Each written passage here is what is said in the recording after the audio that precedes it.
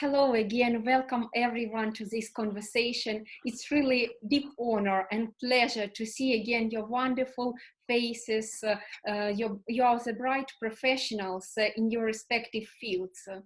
It's a deep opportunity and I'm so excited to hear your thoughts today, to learn from your showcasing stories. My name is Karina Radchenko. I'm from Ukraine, and recently we founded the initiative which is called PAIS, Partnership for Advancing Innovative Sustainability. Our key objective is to bridge the rivers and to facilitate collaboration of SDGs change makers worldwide through organizing such events, communication, sharing stories, and learning.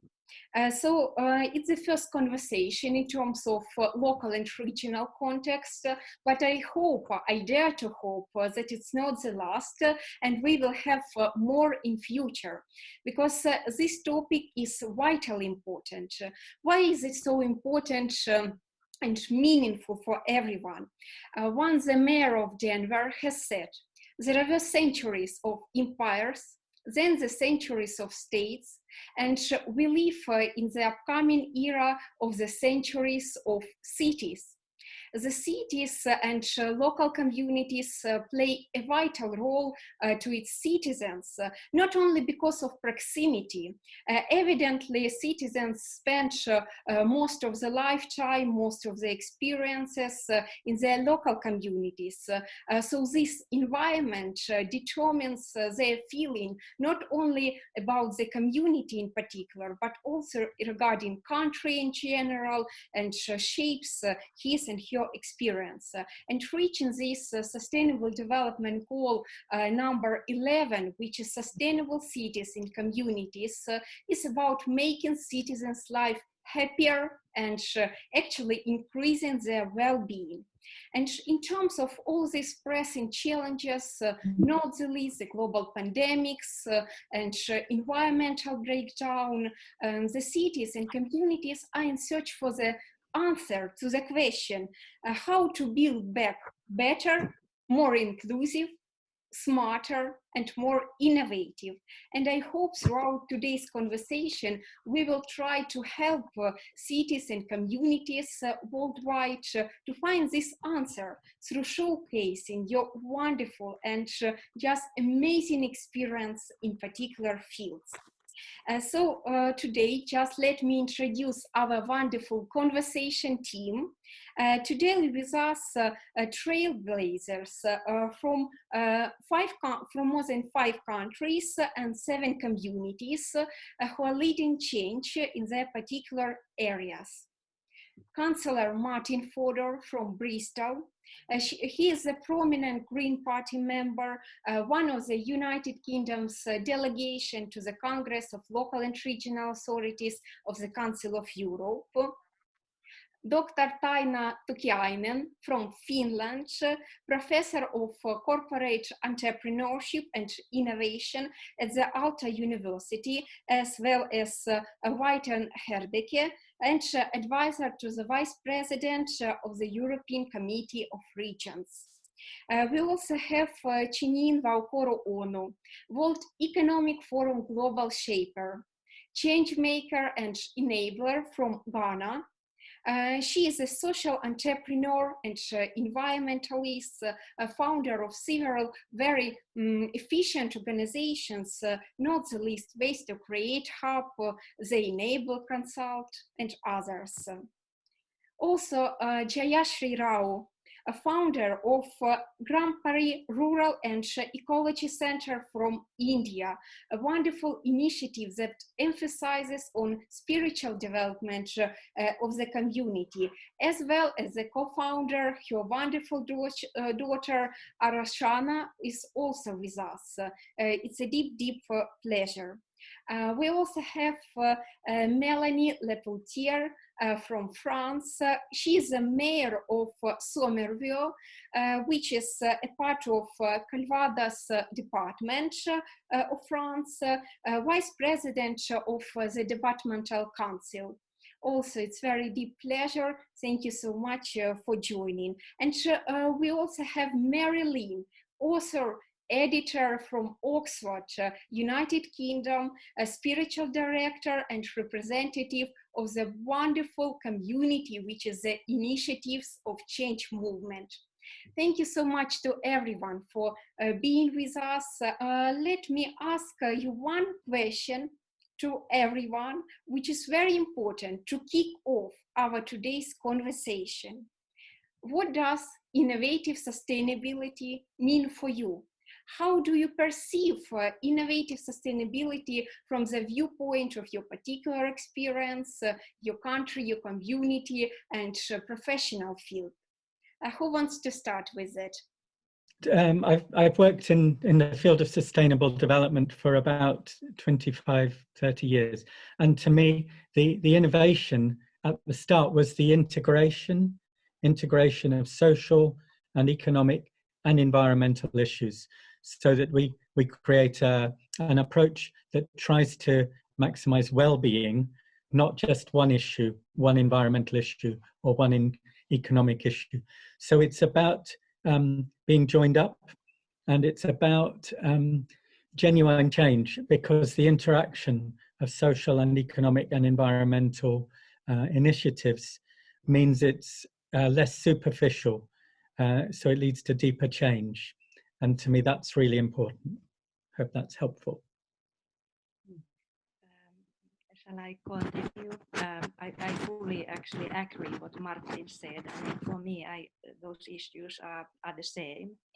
And I have worked also with the sustainability and innovations around 20 to 30 years in different fields. And now, of course, because this is essential for the youth, so I actually highlight the importance of education, learning, and youth. And the youth can make the change. Of course, I mean, we need everybody. It's not only youth. We sometimes forget that when we are talking about the youth, that we actually a little bit older ones, or even the retired people, that actually we can let out. No, I mean, I think so that we need to work as a community, and as we say in the older times, in the village environment, it was the collective, inclusive target to actually to work towards the better world. I think that in this innovative sustainability, this is the key, that actually we take the challenge, we work together, we engage the people. And of course, I mean, the young people can actually play as agents to change, because you have the future, and you will be the future leaders. So that's the thing. Of course, it's complicated, because it also needs that the society give the floor to you, and that's maybe the most important thing, that's the floor is available. It's available for everybody, because, and in addition of these role models, I mean, which world leading role models, young people, men and women, and also a little bit older ones, we need those who are doing the change in the local environment, in where people are living, villages, cities, and regions. And in those environments, it is actually those real concrete activities that we will work on. So that's for me the core in this innovative sustainability. I can go next. So I think in my context, innovative sustainability is finding low-cost solutions by addressing human issues first, like conflicts, greed, etc. Thus enabling us to meet the basic needs in the village, because I work basically in the villages. I think easily maintainable solutions can be created collaborating with the village community. And in all this, spirituality comes in motivating people to think for others and to think for the whole village. And I'm not talking in just in words. This is something we've seen happen, and in the examples that I'll present, you will see how this has actually, both these things have worked together. I'll go next. Hi everyone, my name is Chineyenwa. I'm joining you all from the beautiful city of Accra, Ghana. Thinking about sustainability and the environment, I'm pretty much focused on how we can drive economic growth and how eco-innovation can go mainstream. And also the most important element is how can we inculcate, and I think Ma'am just said that local innovations for global opportunities, scaling the solutions. And most importantly, what is the role of a young person, be it from every level beyond. How can we create this collaborative community where they can all come together and innovate for sustainability, innovate for the environment, creating that enabling environment, bringing that youthful creativity and youthful mind as a way of scaling solutions that can make impacts, not just for now, but also for the generations to come. I think that's one of the driving force with the work that we also do, and I'll be talking a little bit about that in the presentation. Thank you. Can you hear? Yeah, you hear me then? Yes, wonderful. Yeah, good. Well, I really think that if we want to work on these topics, we really have to work on proximity. I really think that this crisis that we're going through has really proved how things has to be done close to everybody.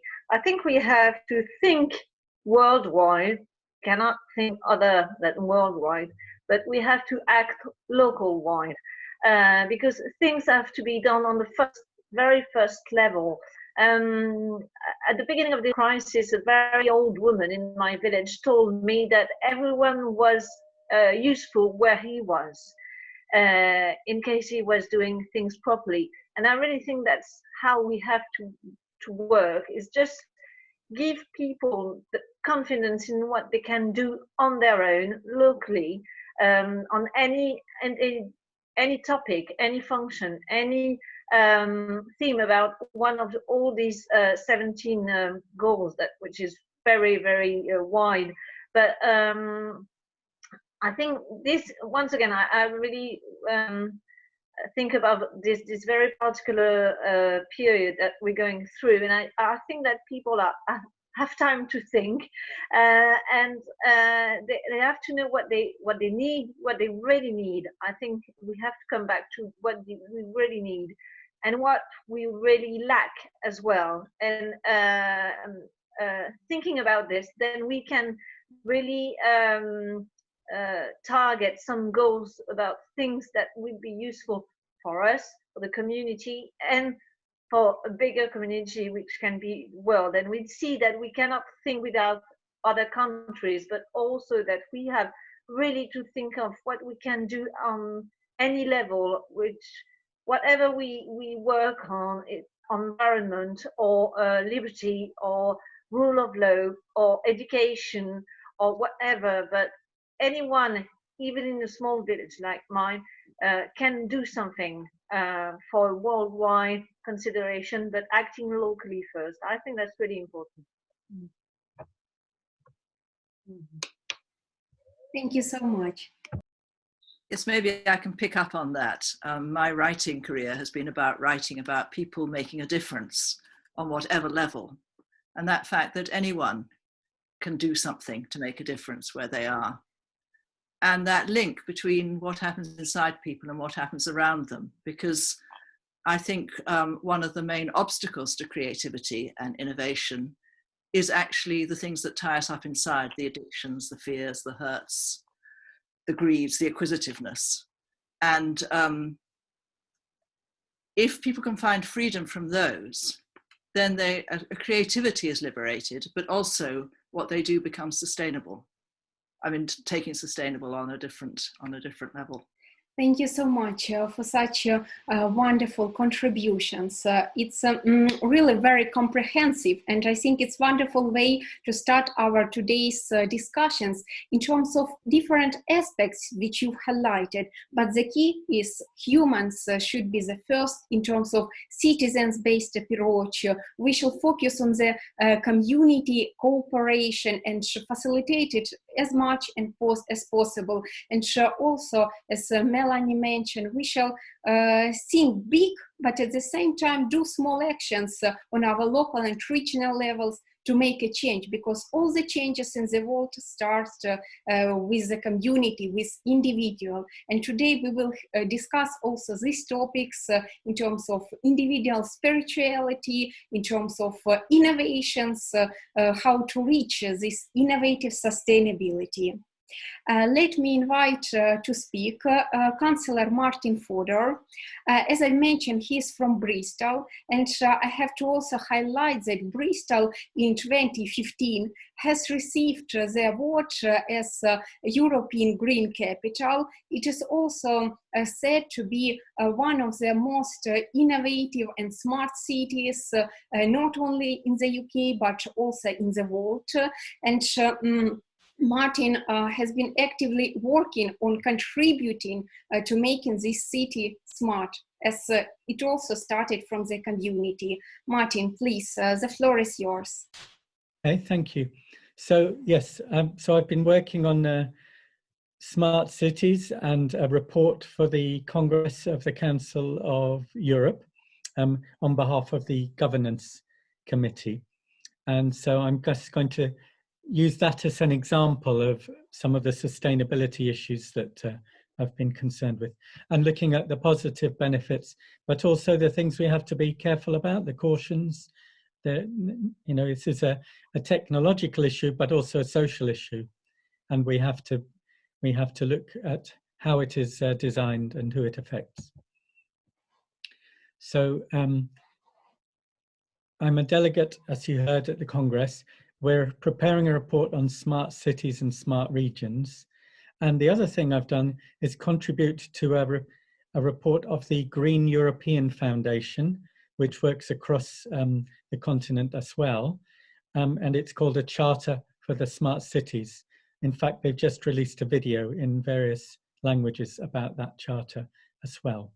So that's a different way of looking at smart cities through the Green European Foundation. And the background to smart cities is probably the technological background is the Internet of Things, which is increasingly around us. Smart appliances, smarter homes, and smart cities, and how everything is connected to everything else, where there is access to broadband and the internet, and the use of the data that comes from smart devices and smart monitoring. So it's the data, how we use it, and the equipment that connects us to it. And I've shown some examples of a smart home in terms of energy issues, smart heating controls, storage, appliances, charging, and releasing energy. And in thinking of whole cities, a lot of my work has been about cities and the communities in them. The idea is that there's this digital world overlaying the physical world. And the physical world is the one we've built as communities. And the digital world is the one where the data and the control of that can affect our lives, hopefully positively, through things like our mobility, energy and water, health and well-being, communications, of course, and things like entertainment. And so these different layers are ones we can interact with at different times. And this is just an example of how some smart technologies are now applied where I live. So when I report the problems in the street, potholes, traffic issues, and so on. These are pinned on a map. You can pin a picture, the data about the problem you've got. It is automatically taken to the team who deals with it. That team then files reports that say they're looking into something, hopefully repairing it, hopefully completing the solving the problem, although not always. But we also have initiatives dealing with traffic management, access to smart energy in low-income households, giving the benefit of the appliances where they are most needed, and independent things like the refill app, where you can find out how you can refill your water bottle, and which is now a global system in many cities around the world, but created by a charity, a campaign in my city. The other side of what some people call smartification, or things becoming smarter, is unfortunately not always seen as positive. So the surveillance, our mayor joked that he could track someone from one side of the city to the other by watching the TV monitors in our control center, because it can track people all the way across the city if it has facial recognition technology. And so there has been controversy around whether that should be switched off to avoid tracking people when there is no reason. And there could be robots replacing people, and decisions made by algorithms, which have been made by humans, so they have assumptions in them. But if the machine says no, can you talk to a human? Can you challenge the decision? Can you understand the assumptions behind the calculation? And that is quite often a complaint, that the computer said no, but we don't know why, and we can't find out how to change it. And increasingly, artificial intelligence services that are monitoring and responding to us, and whether or not we know it's a human we're talking to sometimes. So this is all about technology, but also about society. So we have to ask, who develops the technology? Who writes the algorithms? Who identifies the problem and says there's a problem? Who controls what approach we take to the problem? And who benefits from the solution? Is it the citizen? Is it the company behind the technology? We don't always know. And when managing our cities, the priorities for the Congress of Local and Regional Government are what were at the origin of the Congress and the Council of Europe, how it affects our democracy, how it affects our human rights, and if the rule of law is upheld or affected. So there's been lots of work around things like algorithms and human rights, a working group on e-democracy, which can expand democracy, but could also exclude people, depending on how it is done, about information privacy, the procurement that affects our decisions, how transparent that is, and of course, adopted by the Council of Europe now, the Sustainable Development Goals, which I'll say a little bit more about. And so for the Governance Committee to develop the report that we're working on, we had to collect evidence. We talked and debated this with different groups and conferences. Karina, you were at one of those. We asked for case studies. I wanted to hear what cities and communities had to say. And we had consultants advising us. And then we added this perspective of the pandemic, COVID-19, which has affected, sometimes accelerating the change and sometimes highlighting the issues that we now face about access to remote meetings, which can be better for some people, but worse for others. So it has affected democracy and participation, which to me is always a really important issue. Who can participate and have their voice heard? And it's affected my residents, who were going to be excluded from one meeting until I said they had to have their chance to have their comment online. So some of the things we've found is solutions looking for problems. So this is sort of technological innovation saying, we can solve your problems. We're sure you have problems. And products looking for markets. So kind of commercially driven solutions. The private control of data, which has been controversial in many places. Whether it's technology-led or citizen-led solutions. Do citizens define the problems and ask for solutions, or does technology say we have a solution for you? And things designed for early adopters, the people who have the money and the opportunity to adopt things, may not be the people who will most benefit from them. So this can exclude some groups who haven't got the access to the technologies that could be most useful to them. So some people, some parts of the community. So we've heard from disabled people who find there are solutions provided we will make them available to accessibility in our cities, for instance. So also regions as well as cities, because we're all connected, we're connected to the communities near us, but urban and rural issues can be different. They can be complementary, but they might need different solutions. And even the use of the internet, of course, has impacts on the environment, the energy demand, the use of the technology and the materials as well. So the approach I've tried to encourage for smart cities is to put people, the citizens, at the heart of the process, ask them what they would like to be dealt with, ensure that accountability exists for what is being implemented, which is an important democratic thing. Suggest citizens can carry out their own research and then lead the processes by defining the problems. Make sure data is open and accessible and integrated. We now have data in my city, but it's not joined up with other bits of data.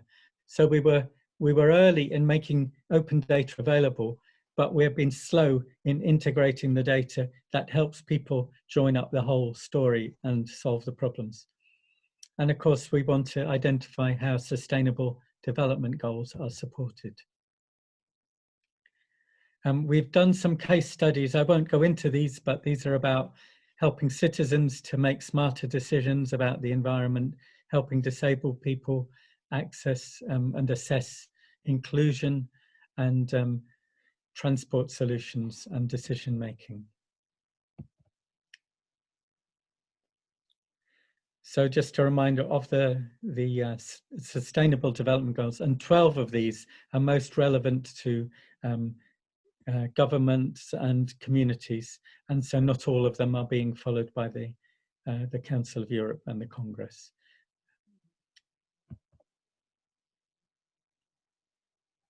And the work of the Green European Foundation has been very interesting because it has focused through a whole series of discussions and workshops on data, surveillance, how citizens can be scored or judged in the algorithms, and how public values and democracy can be included in the way we approach smart cities. So making sure the technology is democratized, making sure that it serves us and encourages dialogue and privacy and human control, and promoting green and social values. So sustainability, which has been important to my career, and tackling inclusion, the divide between people who have access to the technology and people who might not have access to it. So finally, some lessons from COVID. Have we been smart enough? The data has been really important, but it hasn't always been managed well. And there's an example in my country of an application that would have worked better if it was localized rather than being centralized and handled by a corporation. Remote meetings are referred to. So when we closed off real life meetings, initially in my city, we closed off public access to the meetings. When we brought it in, we found more people could take part, more people could attend, carers, people confined to their homes. But some people might not have the technology and could not now turn up in person as their option for taking part when they didn't have broadband or computers. And the implications I've already mentioned: privacy, democracy, and human rights. So I hope that's helpful. Perspective shaped by my work at the Council of Europe and some of the work we've done in Bristol on innovation and the challenges in our city. Hope that's helpful. Hope I didn't take too long. Shall I stop the screen sharing? Thank you so much for such very well-made and very informative presentation, highlighting what does a smart city really mean and how we should be evolved, what are the gaps to deal with for other communities. Are there any comments or thoughts on what Martin has just said? I was thinking about how, I mean, you touch on this, but how the pandemic has both highlighted the sort of increased accessibility caused by, made available by the internet. Yes, but also it's really highlighted the digital divide. Yes. And we see this, I mean, in Britain in the schools, children who are not able to get access to online learning because they don't have the computers, or they just have one for a family of 4 kids or whatever. Yes. And that must be a huge problem in other parts of the world too. So I don't know if you have anything to say on that. That was one thing I latched onto that you were talking about. One of my colleagues set up a charitable initiative to collect computers and tablets and make them available, to clean them and then make them available. But then we find out not everyone has the data and the broadband or the mobile data. So we need both. This divide has definitely been very stark with the villages, because they'd have no access. Very few have access, and not good internet and all that is there. But another thing that got highlighted, which you kind of touched on, was people became locally more dependent and found that was the way to survive, especially the villages, because they grew their food, and for now it's almost a year, they were able to sustain because things were available locally. So the importance of doing things locally became more prominent. Yeah, could I comment there? In my own city, I think more food has been grown in the last year than for many, many years as well, because of the worries about access to food. And people are now growing more in their gardens or the allotment areas that are available. And they both had the time and then the commitment to grow the food, and they now appreciate that much more. So, to me, that's a very positive sustainability benefit. Yes. And the sharing of seeds and swapping of food, and where it's possible as well. Yeah, I think an area that I would love to see in the presentation, probably you could highlight, is how everything has changed with regards to user experience, especially with technology. So, for example, the way offices are being set up or workspaces are being set up now have to accommodate the new, rules around COVID and social distancing. Do you think that as we're looking at the whole, because when we talk about sustainability, we're not just talking about the environment, we're talking about the way of life of people, how we interact, our individuality, amongst other things. Do you think that we will get to the point where we can start looking at smart technologies from a sustainability point of view, where we understand that, going smart means using more energy, means consuming, spending more, getting adapted to those technologies, and really kind of like separating, that togetherness and collaborative measures of implementing certain solutions. Do you think we'll get to the point where technology will be more human than, the other way around that it is now? Can I comment on those? Some very good points there. Thank you. Well, one is about our communities. I think the earlier part of what you said. So people are spending more time in their locality and less time, hardly ever, going to the city centre. It's affected my neighbourhood, it's affected different parts of the city, but they're not all equal. Some have, we've talked about the local access to services and facilities, and they're not equally available in different parts of my city. In fact, the idea of the more localized community within a city is one way of assessing how well distributed those services and facilities are across it. So are there workplaces? Are there good shops with fresh food? And that is not the case in every part of my city. It's a very unequal city. So some of us have done very well out of it because we have all of this around the corner from us in a local area, and others still have to travel, still haven't got good access. Then you talked about the technology as well, and it has liberated people who were confined to their homes. It's been a challenge, especially for certain people, including older people. Our own officers in our council had to work really, really hard to get some of the elected members of my council online. We had computers, but some people did not use their diaries online. They still printed all their papers.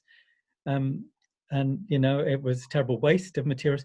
And the technology, we've also learned, and I've taken part in workshops with people I know, that the internet can be wasteful and bloated in the sense of digital energy consumption. We don't need videos on every web page. We don't need things that delay access to the internet because they're too complicated. Simple tools can be the best for keeping in touch and for accessing information. And people have been able to design new apps, new solutions once they realized what the problems were, or to take out the complexity that wasn't even needed from some of the technology we're using. I hope that answers the question. But we also understand, you know, the amount of electronic waste. I've seen people replacing their gadgets because they want to watch streaming programs at home where that's available, but then they throw out old appliances, and access to repairing things has been harder during the pandemic. I've noticed a lot of people wanting to mend things because they have the time, but not the parts and not the help, and so there could be more waste, unfortunately, as well. I hope that's some help. If I missed anything, remind me. Thanks. Recently, I have found one interesting article which statistically proved, based on about 56 experiments on food, implementing mobility services, innovations within the community, that statistically user involvement is the key factor. And I know that, Martin, you are very active in terms of providing consumption education for the citizens, in terms of facilitating it. Why do you see that education in this context of user involvement is a priority? Yes, okay, thank you. One of the slides I showed a smart home and the energy system that is emerging in some homes with technology, appliances, battery storage, and digital displays. And I've been running workshops even before the digital devices were available to the same extent they are now, for about 10 or 11 years, to demystify our use of energy and resources, workshops for community groups to help people to take control of the energy they use and to understand it and to save energy, save money, have lower impact, and get from it what they need. And the displays that are now available and the smart controls that are increasingly available to some people have let people control what they do, when they do it, and to understand what they're consuming. So I've run workshops with people who discovered, you know, the things in their house that use most energy and the things that don't matter so much. So the power shower that uses 6 kilowatts compared to the little device left on that uses 2 or 3 watts, but is on 24 hours a day. So our fridge could be the biggest consumer of energy, but the peak is when we have a shower. But if we leave 10 different devices on not being used, then we're using power all the time. And if we're generating power in the day, we shouldn't be wasting it at night unless we can store it and shift it to the nighttime when we need it, which could be through batteries or cars, or just recharging things in the daytime and using them at night. So how we use energy, what we have available, and understanding the controls, and even simple controls can be too complicated or obscure for people to manage them. So I've had workshops where we talked about how to store heat and release it, not to waste it when we don't need it. Chineyenwa, a wonderful enabler from Ghana. She repurposes waste into artworks, amazing artworks. I hope you will all see it. She hosted several environmental exhibitions in her country. She will talk about the power of entrepreneurship and how more citizens can be involved in terms of community growth and trailblazing these eco-solutions.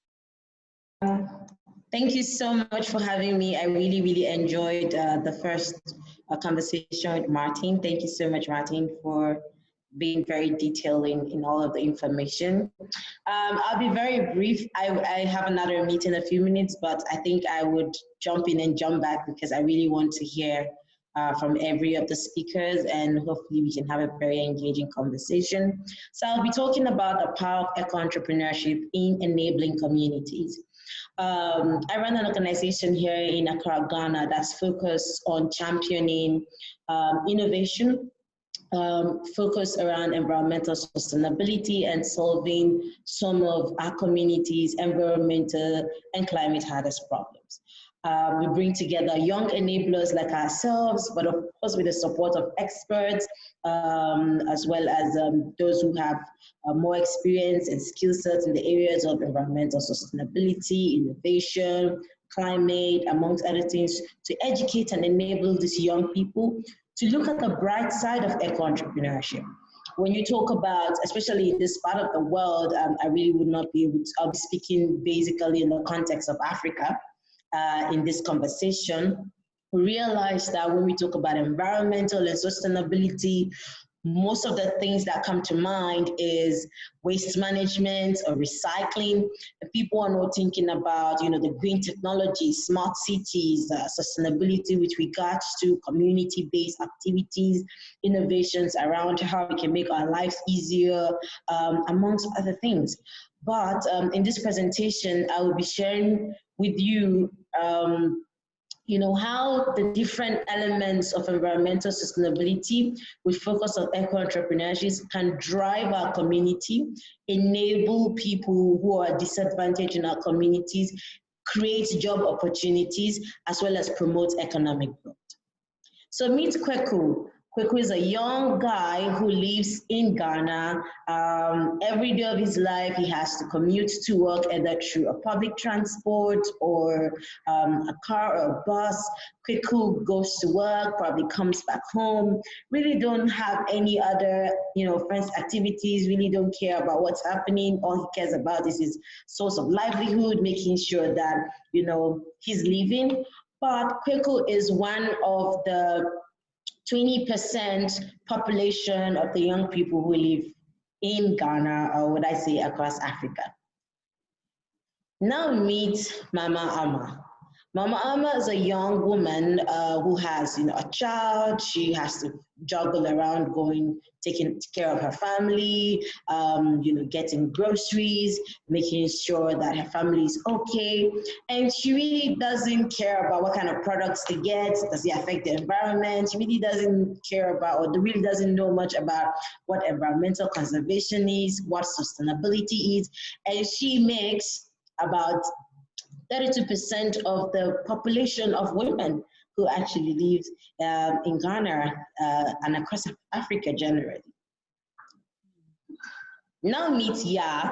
Ya is a young, entrepreneur in the millennial age who, stuck with her technology, always on her phone, really don't understand what the environmental implication is, really doesn't care about, what her lifestyle does to the environment, or what she can do and what kind of actions she can take, to be part of the solutions as part of solving world's environmental challenges, amongst other things. But the interesting thing is, these three categories of people are the change makers for environmental sustainability, if empowered, educated, and given the awareness that they need to know about how they can be part of the solution. Now we are in Ghana and it's February. Ideally, it should be either sunny but we're having rains. And people are not asking questions, what's changing?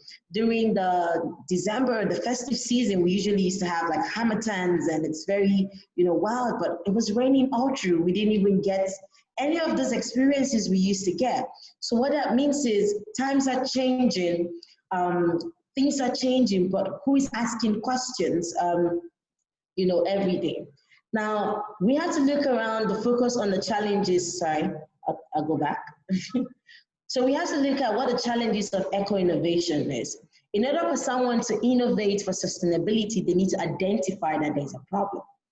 So if we do not, look at letting them know what those challenges are, because if you don't know, you don't know. You could probably be living your life the way you live every day, and you will not really notice the challenge. But we are in an era of development, and the window of opportunity exists to rethink traditional approaches to persist global issue. Now, in such fast-changing world, how are we equipping the youth and ourselves to face these challenges that are coming up for the future? Now, I took time to think about what are the challenges that affect eco-entrepreneurships, and even for eco-entrepreneurs who are thinking, about innovating for sustainability or coming up with new ideas. Maybe someone like would say, oh, today I don't like the way my phone consumes data, or I don't like the way my phone battery runs off. Can I think of a technology that can, slow pace, or can I think of an app that tracks the time I spend online to be able to, keep me conscious about the kind of activities that I do. But there is no information process, although there is, but it's not as amplified as it should be, to create that awareness. And one of the biggest challenges to that is the financial hurdle. And also, when we look at the challenges, we should not forget the human capital forms base for successful businesses. Some organizations do not think about the humane side of business when coming up with their ideas, when launching their products. They are not thinking about the human experience. And this is also a huge challenge in when we think about eco-innovation and how we're going to come up with solutions that is supposed to make our environment better, our planet safer, etc. Another is the distribution challenges that makes it harder to scale. Some of those who are eco-entrepreneurs have come up with new innovations and best practices have this challenge of adaptation. Reason is because we have existing systems that are there that have spent so much time and money in expanding their scale, and this small innovation processes find it difficult to distribute their solutions or distribute, be it a technology solution, be it an actual product development processes, because of the whole processes around, is this process a sustainable one? What challenges would it pose if I use maybe a flight? Do I have to then trade my carbon? All of those processes. So we don't have the enabling distribution processes that makes it easier for eco-innovation process to be 360. Then we look at eco-entrepreneurship training and capacity process. I would gladly say that in Ghana, we are the first environmental innovation hub. Solely, all of our processes, all of our education programs, training programs is focused towards environmental sustainability. Why are we the first?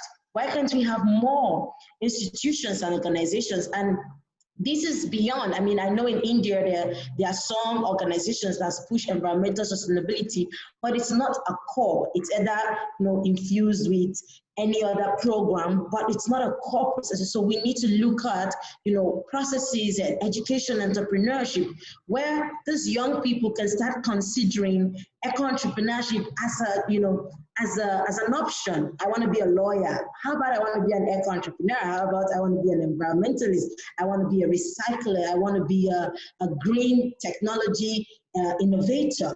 You rarely hear this, and this is because we've not brought some sort of like an educational value, mainstream in educational process for people to think about taking certification programs or, going to school solely to become a champion for environmental process. So this is very important. That brings me to the second point where I was talking about eco-entrepreneurship focused institutes. So centers that are focused in giving people or giving young entrepreneurs or young people skill set that is focused on eco-entrepreneurship. Now we know the problem. How are we going to respond to this problem? Because it's one thing to identify the problems and then think about solutions that we can implement. And I think that you all might agree with me that some of these problems are the same. I mean, not necessarily in Africa, in some part of Europe, there's still a gap with regards to sustainability and environment, amongst other things. So I will share with you what we are doing here to address some of these problems. So one, what we do is we bring people together to create radical innovations to solve some of environmental and climate problems. That is what we do.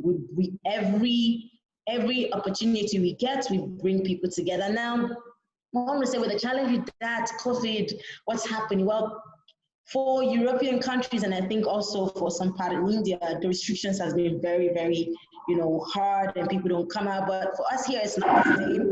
We have lower numbers, so really there's some activities still happening. However, we are also implementing certain structures and using new technologies to ensure that we continue to bring people together to brainstorm and think of new ways that we can continue to solve the problems that we're facing.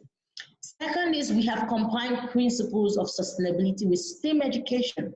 Now, in order for you to think of a solution, you need to think about the different existing processes of education practices and merge it together. And that's what we're talking about: science, technology, engineering, arts, and maths. So we use this process to engage as well as look at alternative skill-based approaches to ensure to create a flexible training program, a flexible capacity program for those young people, for anyone who's interested in innovating for the environment country.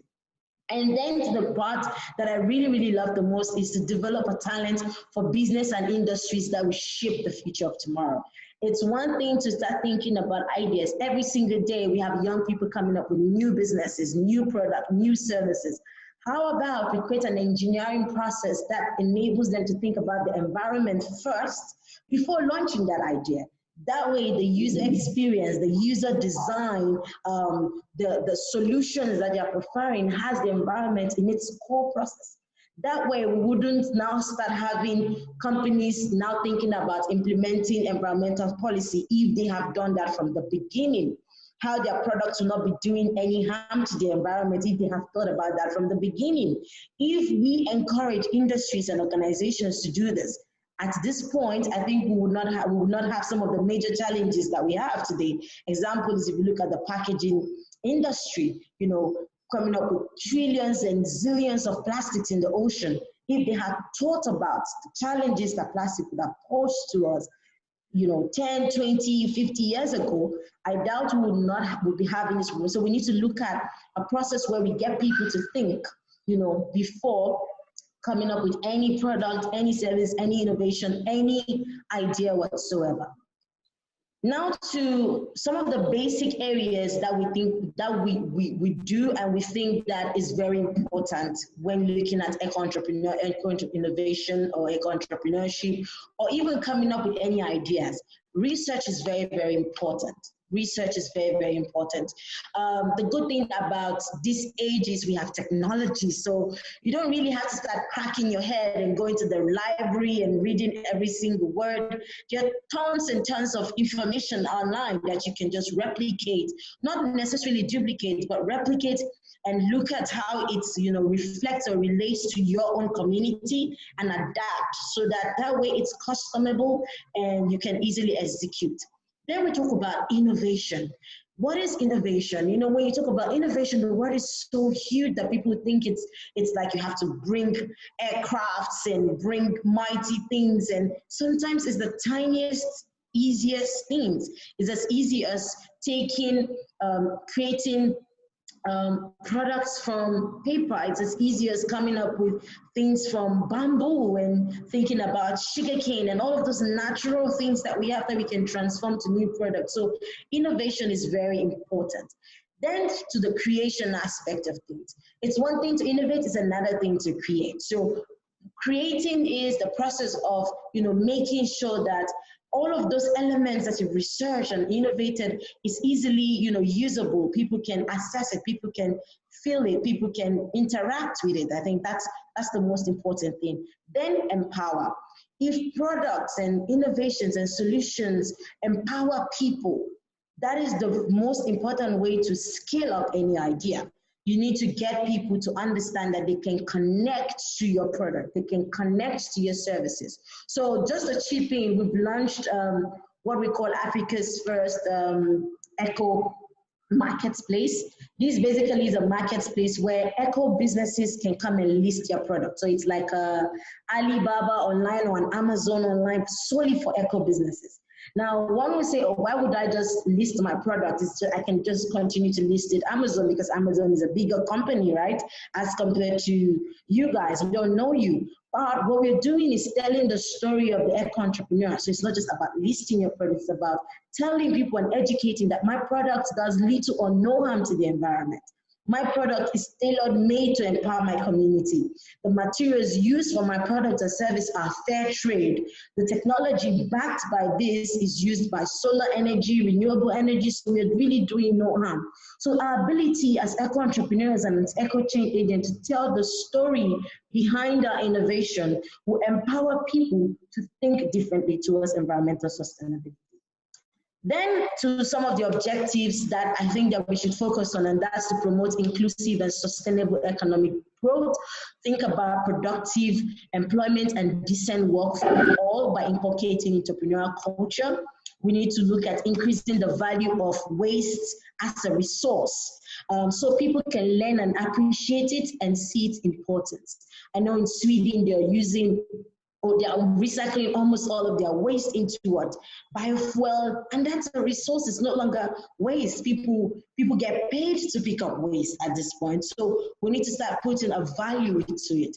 Then to people, educating is very important, creating a business model that provides circular economy best practices. Whilst we do this, we also have to think about policy. I don't want to talk about policy because it's a whole conversation that we need to have, but I think that if we create certain implementing process, it'll be easier for people to innovate, people to change their lifestyle. It can bring people together to understand that the environment is vital and we all have a role to play.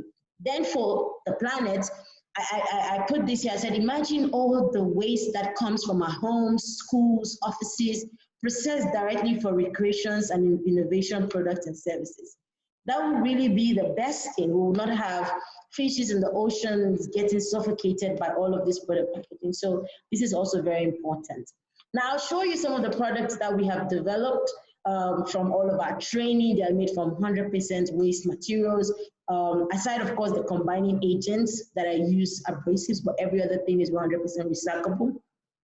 So this is one of the collections that we made. It's called the Leadership Collections. On the right, on the left here, we have, I don't know what you can see left or right, but we have here the current president of Ghana, and this is the former president of Nigeria. All of these were made from waste materials, every single one of it. As you can see, the plastics, you find the sleepers, the cover bottle, every single element of it, even the golden parts are all used from waste paper that have been collected and transformed. So we want to be able to tell people that, you know, recycling or innovating has to be fun. oh, what happened? You know, has to be fun, and you can play around with it. You can, with this, you can even bring communities together, bring children together, and we can, you know, create amazing, you know, things like this. So these are some of the products. I think here, this is another one. Here you can see clearly the different waste materials. You can see bamboo ropes, and everything here are all from recyclable materials. And this is the kind of products that we do. We engage communities, even in the villages. I mean, some of them, I'll show you some of the, I think the other two sets were made by, you know, our communities that we've engaged. You know, they create these awesome things from waste. And it's very fascinating when you see them, when we have exhibitions, and we invite these people from the village to the city, and people to interact with them. They ask, oh, what did you think about when doing this? Like, oh, well, I didn't know. You know, we were trained, and now we think we can do, you know, so many things. And some of them are really doing some very, you know, exciting and engaging and very beautiful things that, you know, you can bring waste back into your home, and you can, you know, recycle, amongst other things. Now to, you know, eco-innovation that brings people together. We have several programs with schools, with communities. We engage with them on different levels, because one thing that we need to realize is that if you want to make an impact, you have to look at the different levels. We have the, you know, the business, the corporate world, we have to engage them. We have children, we have to go to their schools. We have communities, we have to sit with them like this and interact with them. We can always, I know with the challenge of COVID, you know, this is really a huge challenge now, but now we can still look at ways and means that we can still interact and bridge those gaps. I think this is this was the painting that was commissioned for the Prince of Wales on his first visit to Ghana, and he was very excited and fascinated by it. He couldn't believe that, you know, waste could be transformed to this, and this is the endless opportunities that we can enable, you know, communities and enable people to think around sustainability beyond just, you know, seeing waste as a problem, and beach cleanups, amongst other things. And, you know, some activities I think that can promote corporate programs, engage corporate organizations on ways that, you know, they can also be part of the solution. We look at entrepreneurship. So entrepreneurship is a word coined by us, using art as a way of driving entrepreneurship process, where people can learn this process and open their own businesses, launch their own careers, and not forgetting workshops and symposiums. Let's continue to engage. Let's continue to communicate. I would never know that, you know, Bristol is the greenest city, even though there's an information out there, without, you know, listening to Martin sharing this. So we need to continue to engage and continue to, you know, educate and learn. And then we have innovation and sustainability. This is a part where we need to look at design thinking processes to get people to think about what they can do. And we're doing this through brainstorming sessions.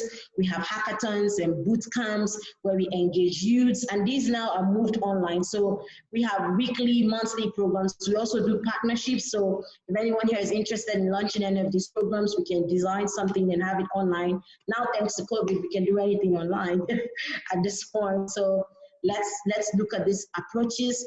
And yeah, the goal for us is to move beyond just the small scale, but to look at that institute that could educate more people. And this is the future of Witten-Herdecke. Here we have a plan that, you know, we're talking to partners to work with us to establish this here in Ghana.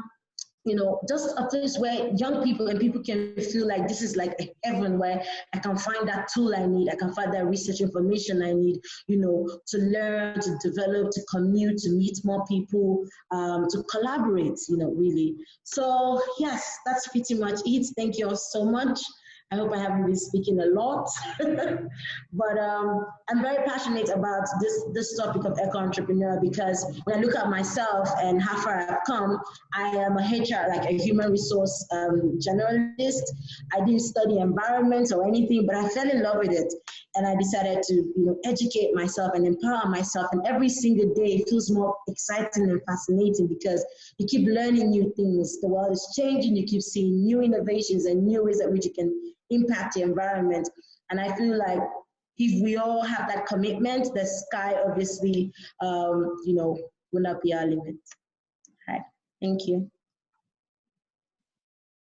Thank you so much for such amazing presentation, very inspiring, and everything that you do to empower your community from different perspectives, not the least eco-entrepreneurship. Also, I know that you are very active in terms of gender equality and other very meaningful fields. Just a short question. How do you feel some people, due to stigma, probably some stereotypes, still think that eco-entrepreneurship is just a donation, it's a kind of charity instead of profits, but in fact it's very profitable business and very promising for all people investing in it. Just in several sentences, how would you ensure, how would you persuade those people thinking that it's just charity instead of profitable business? Okay, thank you so much for that question. I think that question is very important. You know, 5 years ago, or 10 years ago, people developed product for the sake of developing product. Now, every big company or big institution has a social cause, not just a social cause, but a cause that promotes the environment. We're talking the Unilevers, the oil and gas agencies, the telcos, are all looking at how their product or their services is doing little or no harm to the environment. So if we are having that question, this is no longer about charity, this is about the way of life now, where, you know, if you all position yourself as a green consultant or, you know, an environmentalist, you can educate more people on how they can transform their businesses. And also the need for eco-friendly products and services is on the rise. So if you take that course, if you get certified, if you know how to innovate for sustainability, you will be one of the top you know, career paths in the next 5 to 10 years. And even investors are now looking at green technology, you know, beyond just recycling and upcycling. We're not even talking about renewables, and we're talking about smart cities, and we're talking about technologies. So it is, I mean, I don't remember the actual quote, but we're talking about the green industry, you know, market size is about 10 billion or 80 billion, I don't remember. So imagine all of that, you know, resources available, all of these investment opportunities, thousands of resource programs. So why wouldn't one see the profitability of this, even for the economic value for countries, you know, and not even talk about the policy aspect. So there is so much opportunities that can transfer to economic growth and really increase countries' GDP. And I think, you know, government or corporate institutions should start looking, you know, around that value, economic value. And we need a lot of green financing and support to be able to scale initiatives. Thank you so much for this very comprehensive answer and all the very important points that you've highlighted. So now we are returning to the aspect of smart cities and intelligent communities in terms of also humanizing data. I am giving the floor to Taina Tukiainen. As I've mentioned, she's from Espoo, one of the most intelligent communities, and it's very exciting to hear if there are some parallels with other speakers, which was Martin said in terms of Bristol, how really smart cities can transform themselves. Thank you so much.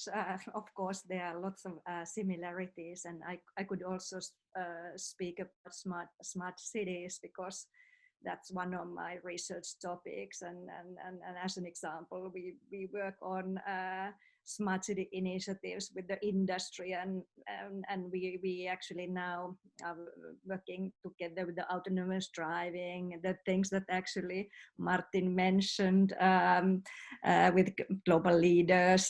That's my background, so I used to work in the Nokia and ICT industry. So I'm very interested about that, and there's lots of things that actually will change the world, but actually there's lots of things that we need to take care as a humans, and Martin's presentation was fantastic. And thinking about, actually, you mentioned that actually Espoo was nominated one of the most intelligent communities. So sometimes and Globe Energy Award we got it, and we got it also the Most Sustainable City Award, and now Lahti is the European Green Capital. But I mean, when we are getting these awards, of course there's a question, especially if you are thinking about most intelligent city. So how can you be most intelligent? Because the reality is that nobody wanted to be stupid. Everybody wants to be something above. And thinking, then we got it also from the United Nations that, I mean, we were laughing in Finland because we get nominated the most happiest country in the world. How can we be most happiest? Because the stereotypia from Finland is that we are not speaking, we are not laughing, and so, which is not true though. But there's also some kind of thinking in our, heads that, we cannot be world leading. Of course, in this most happiest city, it took the infrastructure as also as a basis. So we belong, we are totally different if we are thinking about the presentation, but what we just heard about from Africa, eco-entrepreneurship. We do that as well in of course, in Nordics, but we come from Nordics welfare system, which we're very happy about, and I think so that the speakers, at least they have read the book, The Nordic Secret, The European Story of Media Freedom by Lee Anderson, but I really have not read that book, so that's something to read about. It tells about us, and it tells about the responsibility and also the sustainability, because I'm thinking about our system. I would say that sustainability, long-term thinking has been kind of prerequisite for our whole society, or has been. But of course, there's now a little bit danger that's actually because of all of these changes and competitive situation that it will stay also in the future. So that those are the issues that we want to. But in any way, our education system is also as such that if education is free for everybody. Everybody can get the schooling from the kindergarten to university. However, we have been getting the awards about our educational system. There is also the issues globally that we need to change about education. So I would like to talk about actually the change and also the educational system and learning today. Actually, how do we change the world, and how do we lead the changes, and how do we actually, go towards a better world? This is actually a little bit difficult to show it. Towards a better world is our universities brochure about how do we go towards the future. So what is our vision? And that's actually as such that we want to be part of creating the better world. In addition of Baltic Sea, we want actually to contribute to the whole world's situation on our part, of course. And that's some kind of attitude that actually it's extremely important. The students are asking normally that, what are the personalities that the future leaders need so that they succeed? Of course, that's an extremely difficult question. And there has been made a little bit research on that. Of course, but the question was also raised to Warren Buffett. And when Warren Buffett was thinking that, students said that maybe intelligent, have a courage and energy. He said actually that the most important is the moral integrity.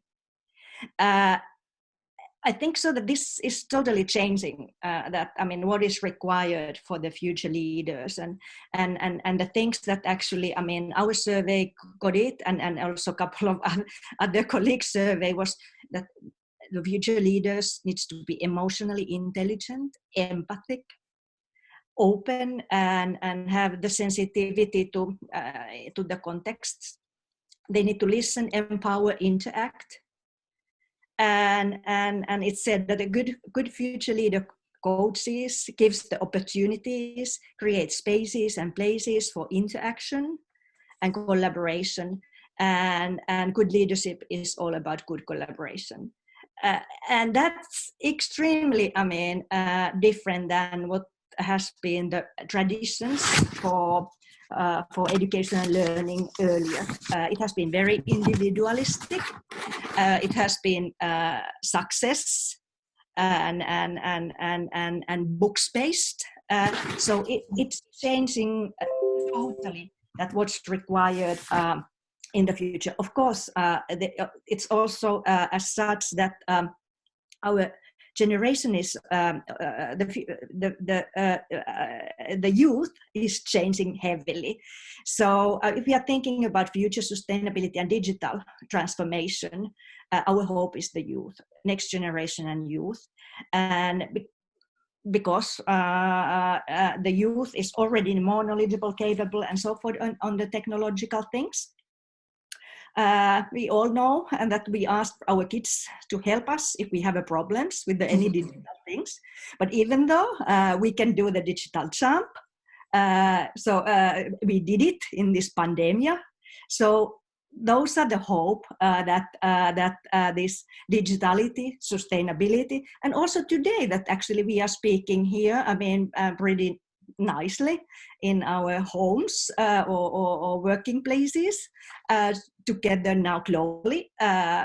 Of course, we need the face-to-face meetings as well. Nothing, these technological things can actually replace the connection that we be together. So I think so that actually this, when also after this pandemic, these digital things stay. And we can actually, keep on going the routines and operational things with digital tools. But then we need to also do physical meetings. But these physical meetings are then actually much more important and much more engageable for everybody, because then we know that there we will make the change. Of course, actually, the other things about the youth, there's also the different analytical perspectives and frameworks which are changing. Thinking about, in our lives or last generation lives, the careers were forever. Now it seems that actually, this lifetime employment is not anymore the issue. And it's not anymore the issue that people are employed all their life, if we are thinking about the youth. So actually, there's this short-time employment and things which are changing, and careers and so forth. And we need to totally different kind of the, capabilities. And it's also, and reverse mentorship. So that actually, we talked about the mentorship is always that actually we older ones are mentoring the younger ones, but why not these younger people could not mentor us in these issues where they are actually more capable, and everybody will learn about it. Of course, it's undervalued, this body and mind. And if we are thinking about curiosity, I think so the sports, the thing that stimulates us, and then different people are stimulated by different things. It's extremely important to have this holistic understanding of humans in the issues, education, training, and also the change to get the best out of the people, to create, innovate openly. And definitely the empathy and emotions, I think so that those stay, and they will actually come even more important role in the future,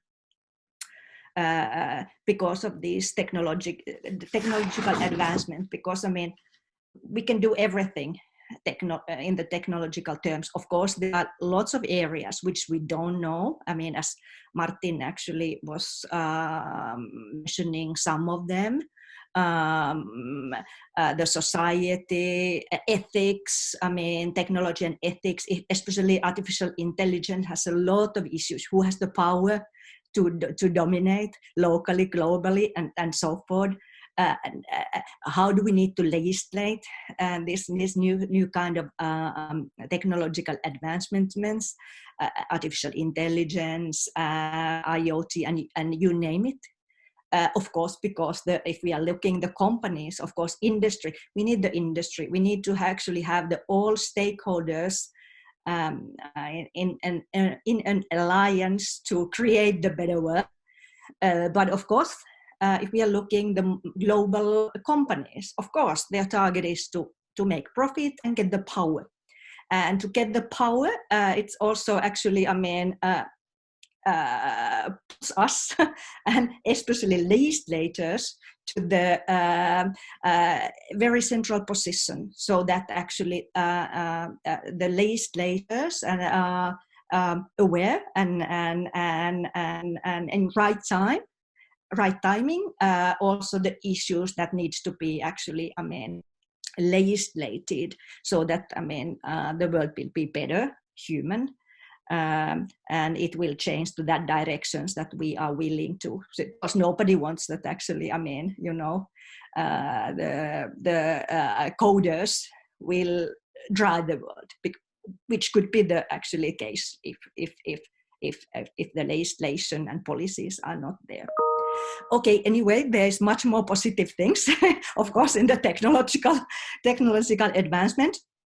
Learning, teaching, and education, that will change. It's facing an ever-growing digital lifetime challenge in everything that we do. Because of all of these changes. So because all the information now, what we need, we know, we can just go to internet and click. Of course, there is an issue that is the information right and so forth, but it's available. So, and search engines and artificial applications, they will develop and they make actually our life easy. And there are these robots and so forth. But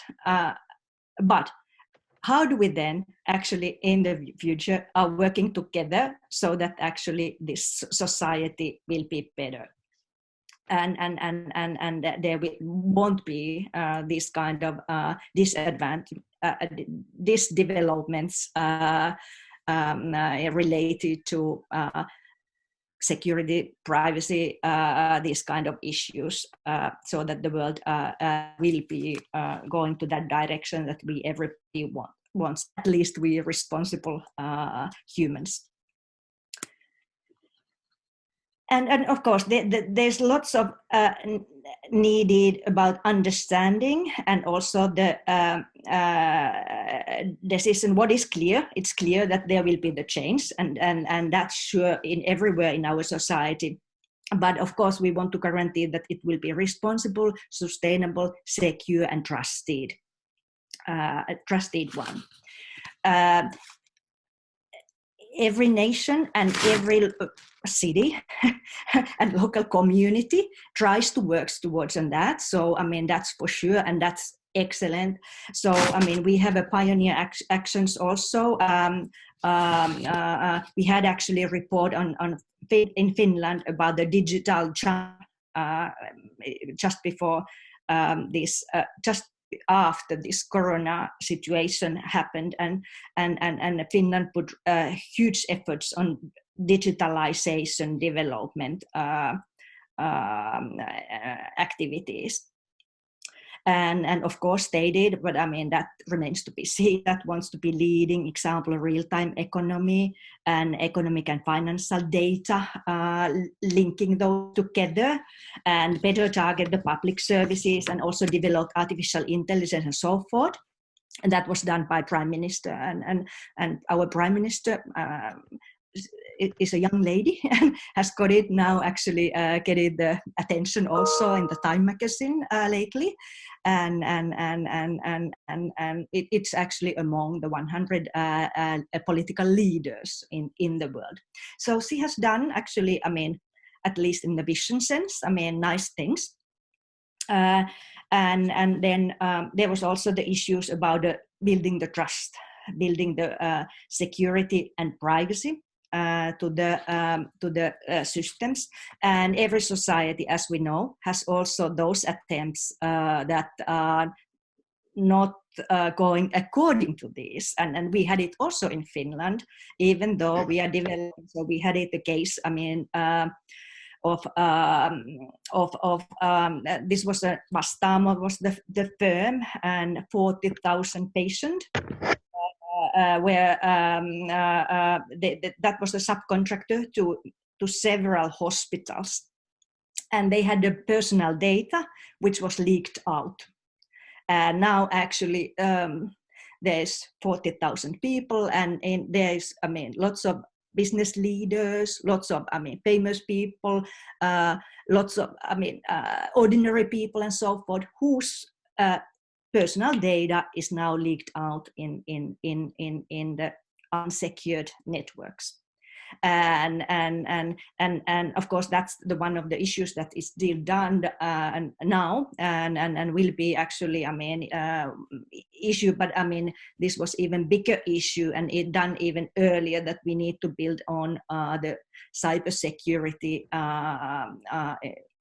things, put the focus and invest there more on that.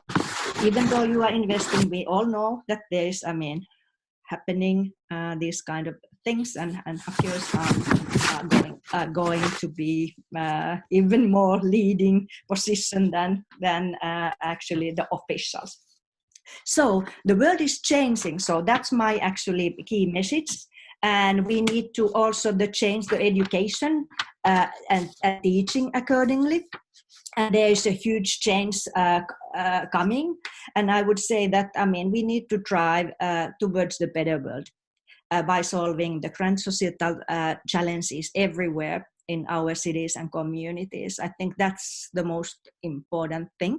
Have it the big target and work with the actually local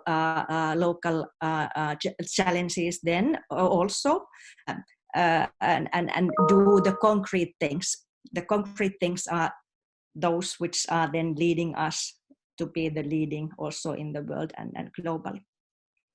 Thank you so much for just incredible presentation, revealing the experience of your city. So in what I want to see, because there are plenty of things that have already been said today, and very interesting thing. I just wanted to focus on probably on four different topics, which I think that get to what I said at the beginning, that thinking worldwide, acting local-wide, and how to do that. I'm in charge for the group of the district here in around Bayeux about environmental topics, and we're just starting to put things into order and trying to make people be more accurate and sensitive about that. And for example, about energy, I think that it's really a shame that for the moment clean energy is really not affordable for many of our citizens. I mean, plenty of people think about it, but they cannot afford it, and that's really a shame. So I think that we have to work on that, to create clean energy, but for many people. And the more we will create, and the more we're going to convince and make it affordable and possible for many people. So I think that's also the role of national governments, but also from local authorities to work on that and to put all the means to make people aware of that.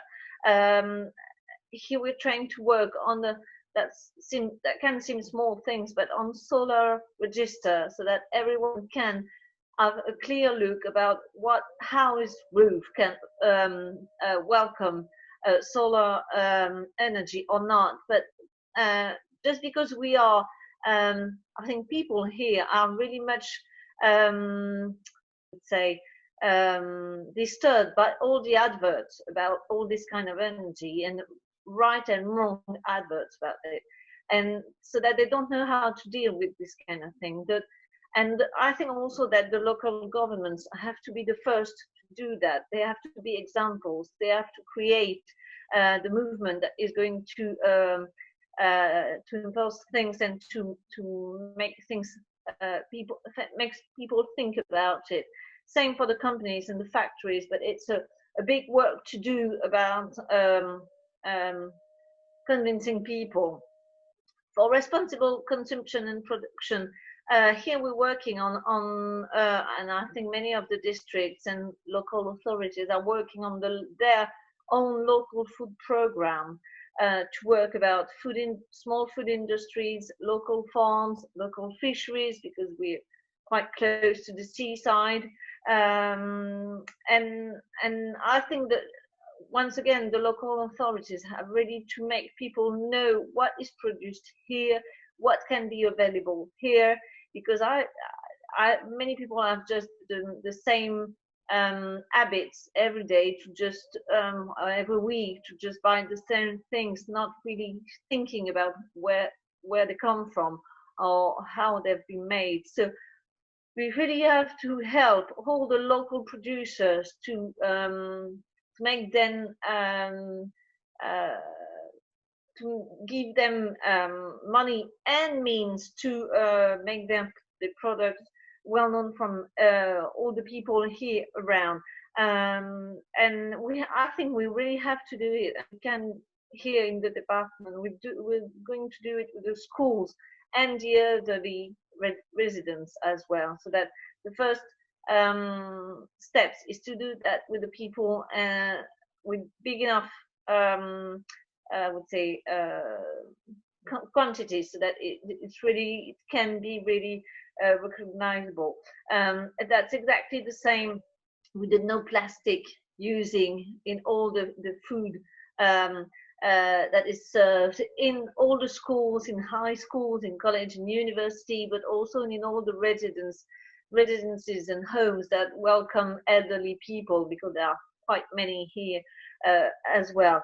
And so no plastic, but also reducing waste was really, I completely agree with the fact that waste can be resources. That's really a good way to think things, but we really have to work on that, because once again, I think people have to realize what they have and what they don't have and what they need and don't need. So, and we work on that with the kids especially. The third point I wanted to speak about is gender equality, because that's one of my key topic and key fighting maybe, because I really think that we have to work on that a lot. I created a network of elected women here in Calvados, and we're working on training of new elected women, because they really have to know things. We're really working also before elections to help women be convinced that they can do it and they can go into politics and go into public life, because politics might be a big word for some of them when you're living just in a small village, and it can have sometimes a quite bad connotation because of we think politics with something a bit different. But here we really are trying to convince women just to break this glass ceiling that they cannot be able to do that. They don't have time. They cannot do it with their family, with a job, and it is possible. So this network is really here to train this young or not young, but we have different generations of new elected women, and just to make that confidence and take the place they have to take in in society and in public governance. But because I think that's once again, that's by acting locally that we can make things go further on and a nationwide level. And the very last point, which is not far from this one, is the fact that we have to work all these topics that I've just mentioned. We have to work with the young generation, with the kids, and we are doing it. I think gender equality is just from the very, very first years to be work. Same thing from the good habits to take about environment and things like that. And one of the things that we have to work on is also, I said at the beginning, the rule of law and how our democracy are going on further in time, because we see that it's very sometimes very dangerous here in Europe, not just like a big like army taking the power that we can see in other different countries. It's very different, but for example, the right of women can really be in danger in some countries. And here we work for example, once again locally, we have I would say a whole week dedicated to the liberty, press liberty.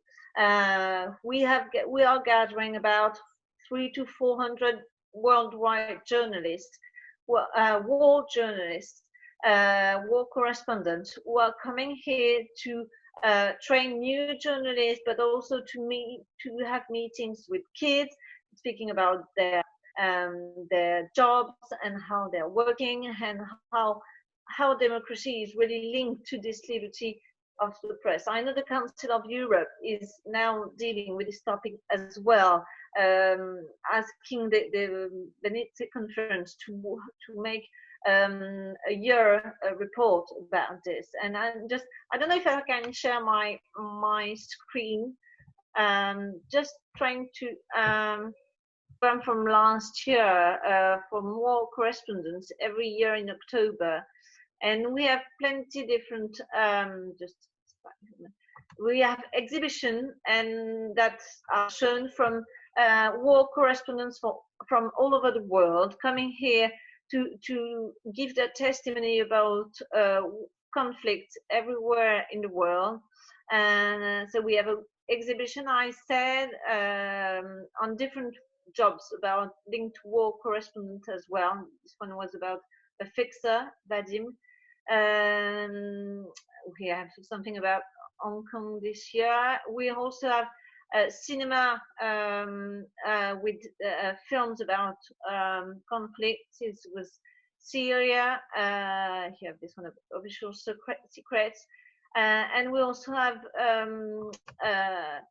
evenings where people come to meet journalists speaking about very, very heavy topics. We had some about the lakes in Africa or Syria or Hong Kong, and I can tell you that this is a small town. This is about 14,000 inhabitants, but the room where we're doing this is about 1,500 people in this room, and it's full every evening. Just people never reading the press every day. I think just come during this week to hear specialists speaking about all this. That's quite amazing, really. And it's the 26th years of this prize. And yes, we have special correspondence testimonies and a ceremony. Sanjay Biramny was the president of the jury this morning. We had Christine Amanpour as well, and I think, and we also have just trying to see we have think with the students as well, and for example we have with the HCR, the Interact tour with refugees coming in our schools and just give that testimony and see to show that refugee is not a job, that there's something behind a refugee. And I think all of this, all the things we're doing with the kids are just little stones that we are putting on the path, on the life of our students to make things go on about democracy and the price of liberty, because I really think that all these students are not really aware about all this, and this is also, I think, a key to well-being in our society, being well informed and getting the liberty to hear and read what we want to. Okay, sorry, I've been quite long, but just to let you know about little things that we are doing here, but just, yes, some steps to guarantee one of these goals. Thank you so much, Melanie. It's not just little things. It's amazing and great change that you foster in your community. And I hope that we will have another meeting one day where we will discuss all these aspects regarding gender equality more specifically, because they are very, very wide and they require attention and further discussion. Thank you so much, Melanie, for such wonderful contribution. I give the floor to Jayashi Rao from India, a founder of amazing Grand Paris Eco Center, and she would tell us how spirituality, how individual development can absolutely change the life of the community, and what are the effects of this. I give the floor to Jayashi, and Arshana, she will be helping in terms of making presentation. It's a deep honor to have you both with us. Thank you so much. So my subject is slightly different to what people have been speaking, but we are working in many of the areas that you're talking about, especially about gender equality and all that has been spoken about. Very, very interesting things, actually. So I'm going to talk about spirituality in development. And India is a country of contrasts, as many of you may know. And, you know, there are people here who may have access to comforts and amenities like many of you in the West. And there are people who live in abject poverty. And I feel that, and I actually come from the first category.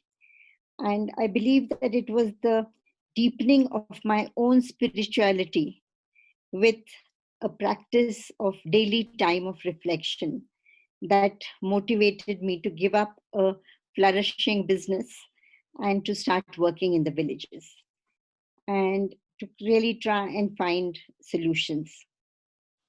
And what you're seeing on the screen is our rural center, which is part of a much bigger international center called Initiatives of Change. And somebody talked about building a better world, and that's also what we try to do through this center. And it promotes spirituality, and we mean spirituality and not religiosity, and ethical living through our training programs that happen here. So what do we do at Grand Paris? We address a lot of the issues in the village. One of them is drinking water. So what we do is we give clean drinking water to villages.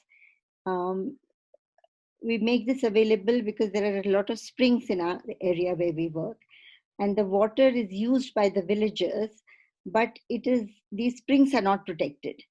Hence, clean water gets polluted with either animal poop or chemicals and pesticides.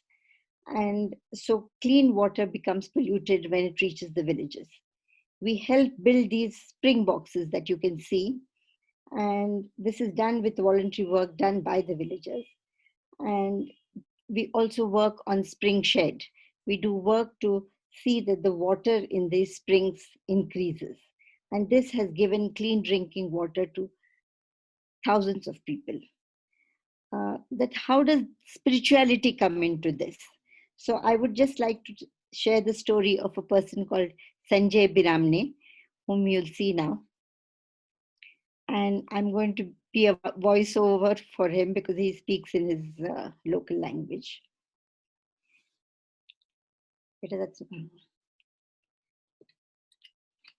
So my name is Sanjay Biramny. I'm from the village of Rajpurewadi. Grampari worked on spring protection in our village. It was then that I was introduced to the idea of quiet reflection. I had a big problem with drink. In 2017, my son died suddenly of brain hemorrhage at a very young age. Everyone around me had written me off, expecting me to turn more to drink to drown my sorrow, and thus pushing my family more into poverty. It was during this time that I started having times of silence. He came to build the spring boxes with us. And reflecting, I realized I was really drinking excessively. It had strained my relationships with my elder son, with my family and relatives. And through listening to my inner voice, I decided to quit drinking. So this man, who was a well-known drunkard, gave up his drinking. Through more times of silence, I realized I was very egoistic. When I changed this, my relations with men and women in village got better. Together, we started working towards the development of our village. Through Grampari, we learned about sustainable farming and decided to start practicing it. Last month, I met with an accident. A car hit me and drove away.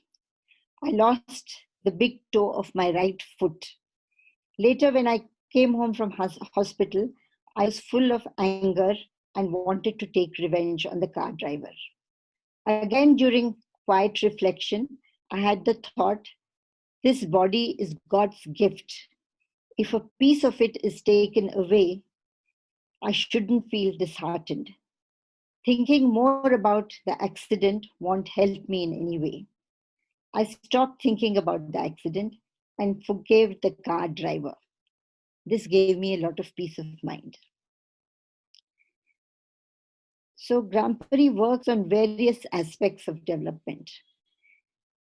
The next slide. So we work on waste management. This is a small module. We cover gutters. We treat wastewater, what people were talking about. Actually, through treating wastewater, several people get water to take a second or third crop. And this is something that is a real innovative solution that has come to needs of water and people being able to farm more. And through all that, villages that looked like this turned into something like this. So this is the after picture after we had intervened in these villages. And we also work on sustainable farming. And this boy, for instance, is one of those who decided not to go to the city, but to stay back and do sustainable farming. And during the pandemic, when he did complete organic farming, while everybody else's farm things were lost, his was the only crop that was standing. So this was one fantastic example of how sustainable farming can work. Then we work with women, and one of the solutions that we have given for livelihood for women, very much on gender equality also, and empowering women with understanding their rights and also understanding how to get more into decision making in governing bodies. We give them solutions with things like making reusable sanitary pads, and this has been a very successful, very low cost but very effective solution to a lot of women, and especially during the pandemic. This has been a very effective thing that gave employment as well as something that met the needs of women. So I would like to end with another impactful program that is going on for the last 8 years and which has now become very important worldwide, and that is the school hand washing with soap program. And it just gives you a small example of how a very small solution can be very impactful. It's a low-cost solution for hand wash. And with that, we carry on a heart wash program, which again which has helped in the last 8 years in resolving a lot of conflicts between children and between children and teachers. And it has also helped build trust between these two stakeholders. So we'll just end with this small film. Yeah.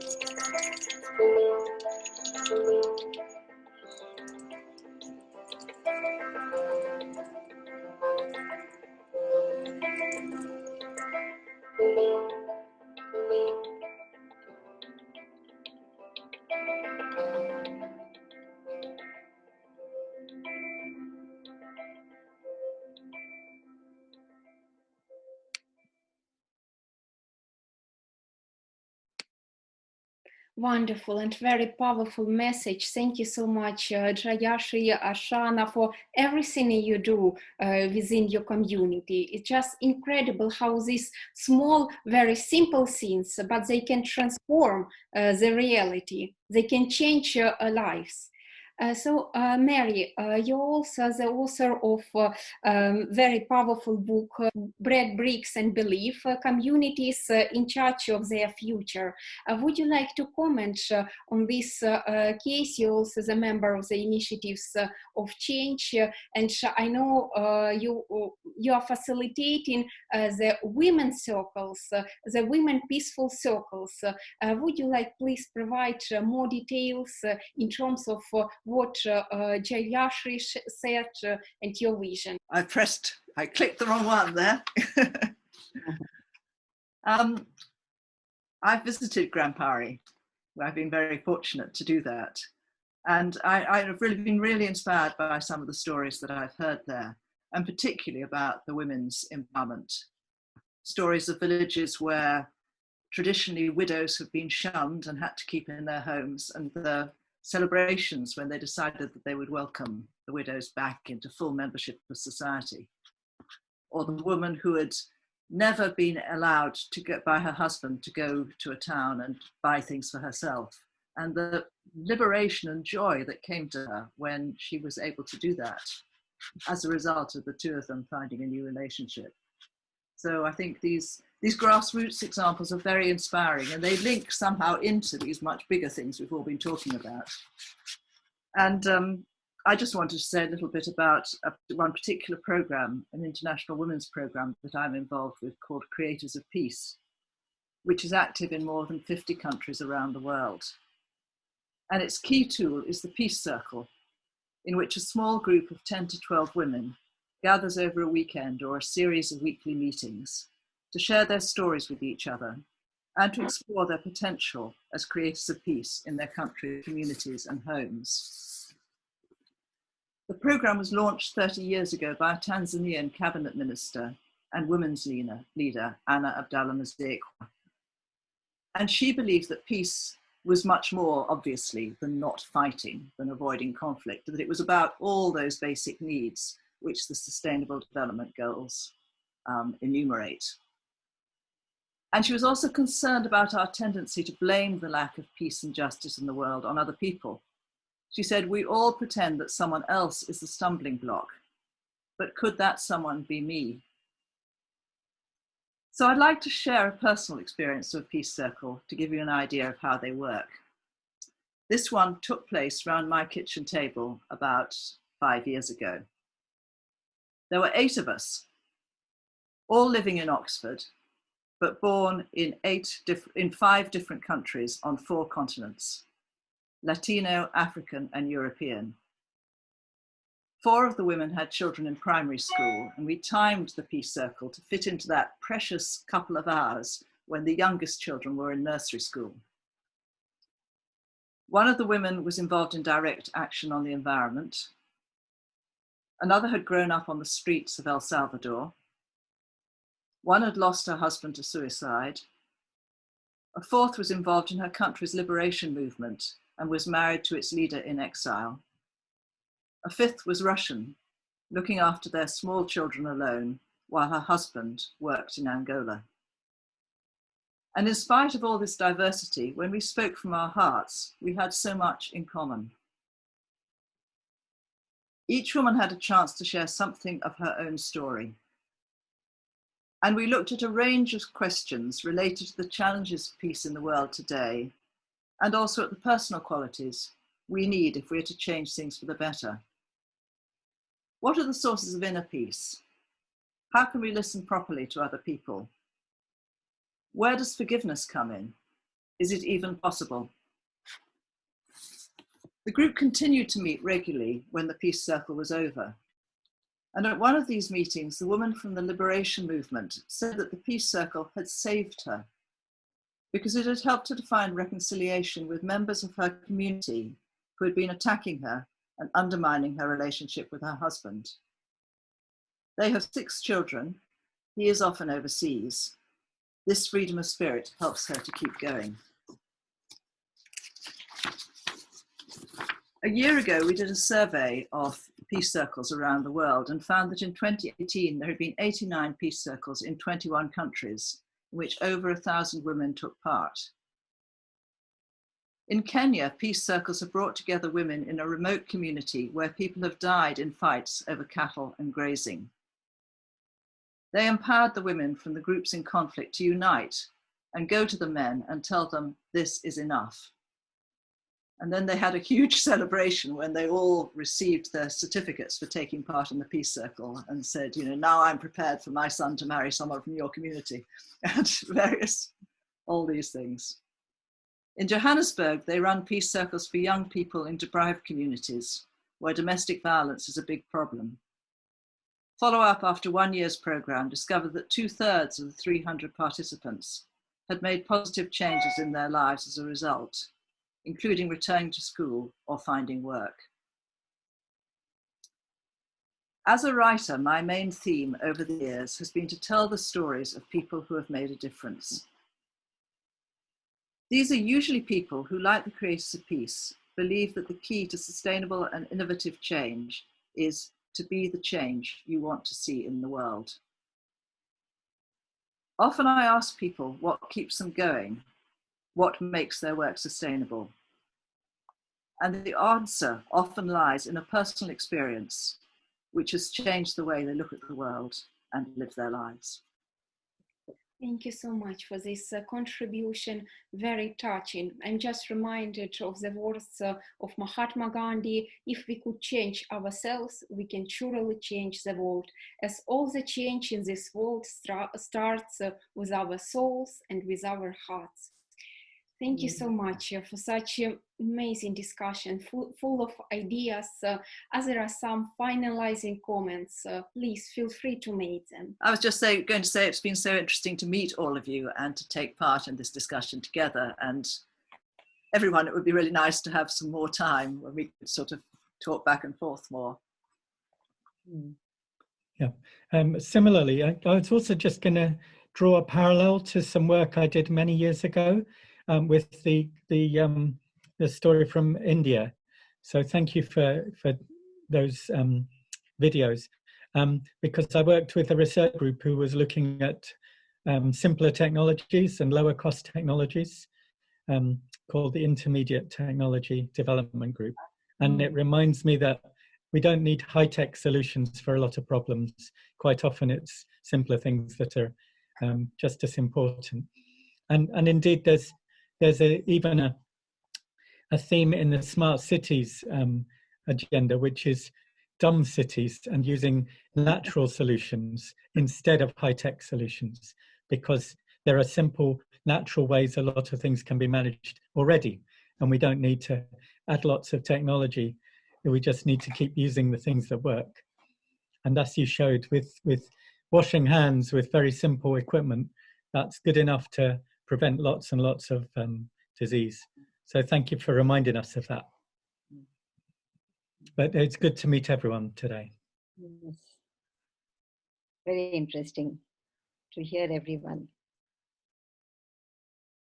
Yes, the same. Wonderful to meet everyone, and so wonderful to list those concrete examples. So, and India, I mean, and this peace circle, and of course, I mean, everybody, and this Ghana example as well. Wonderful to meet. Hope that we will meet again. I hope that we will all keep in touch, and this will be just our inaugural meeting, and we will continue on particular topics, as there are lots of aspects of innovative sustainability, but evidently it starts from inside. Thank you everyone once again. It was just incredible to discover this world through your stories, through what you do. It's amazing, and we will surely keep in touch. We will share emails and get further connected. Thank you so much. Thank you. Thank you. Bye-bye. Have a nice day.